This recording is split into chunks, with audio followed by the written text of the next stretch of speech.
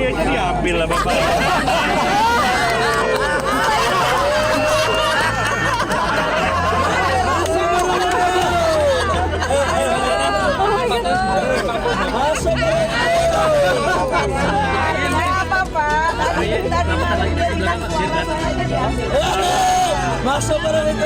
Apakah kemudian ADART aturan yang dirubah itu untuk memberikan karpet merah lah untuk melenggangnya Pak Jokowi? Karena Pak Ridwan ini tadi sempat bilang ini intinya akan ada yang pulang ke rumah gitu. Pak Nurdin, siapa yang mau pulang ke rumah nih? Rumah beringin, rumah Golkar.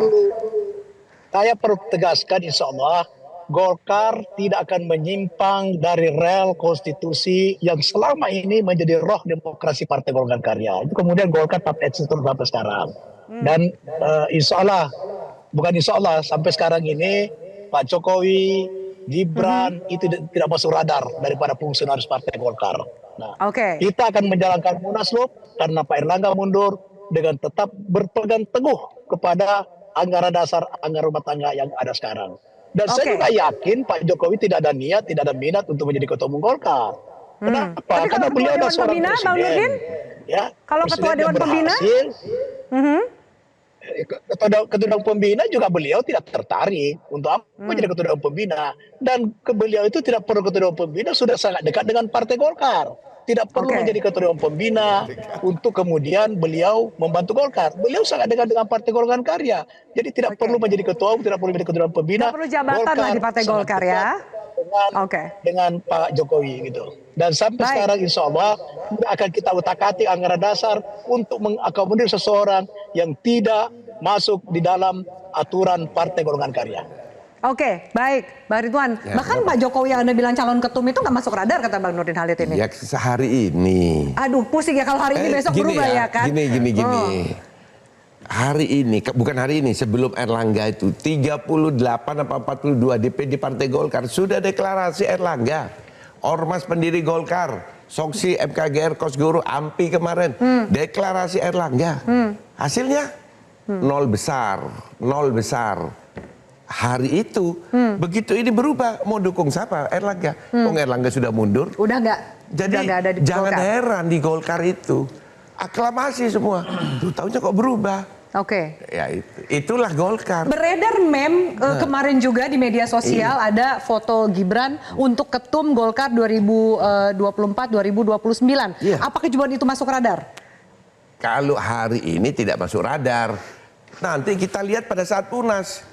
Ada perubahan enggak? Karena Munas itu forum tertinggi. Apa faktor yang bisa merubah bahwa nama Pak Jokowi, Gibran itu akan masuk? Usulan dari yang berbeda DPD, dari hari ini. Pemegang suara. Usulan dari bawah. Dari pemegang suara. Kalau ada yang menginginkan hilangkan itu 5 tahun. Bukan partai ini kan partai terbuka. Terus semua aminkan. Berubahlah. Terbuka hari itulah baru Gibran dan Pak Jokowi akan masuk. Atau Pak Jenderal Dudung. Atau Pak Dudung yang masuk. Iya, tapi dia memang Golkar kan, tentara kan Golkar semua. Banyak yang mengatakan itu kan prerogatifnya Golkar sebagai partai politik. Kita bicara hari ini. Kalau besok ya beda dong. Bisa berbeda. Tadi kan Mbak Afi sudah menyampaikan, SBY melirik JK, B.J. Habibie melirik Akbar Tanjung.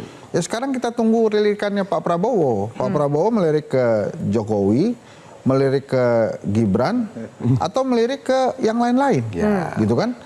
Yang jelas kan kita bisa lihat bahwa kalau dari pengalamannya presiden atau penguasa saat itu menjadi variabel kunci, maka ya kita lihat nanti Pak Prabowo kemana. Dan saya yakin Pak Prabowo sangat bijaksana dalam melakukan lirikan-lirikan ini.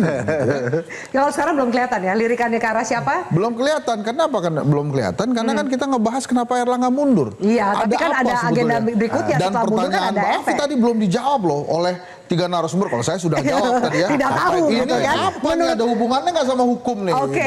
Oke, bilangnya enggak. Tadi udah jawab deh Pak Ridwan. Ya kan, Mas Kodari gimana? Kaitannya apa kira-kira? Dan kemudian ke depan lirikannya itu bisa kebaca nggak sih jelang Munaslup nanti? Iya, menurut saya pada hari ini kita menemukan kosakata baru, yaitu Golkar values gitu ya, yang berbeda dengan partai-partai politik lainnya. Menurut saya ini bisa ditarik benang merahnya dari pernyataan Pak Ridwan dan Pak Nurdin Halid. Ini dua orang tokoh yang sangat senior di Golkar.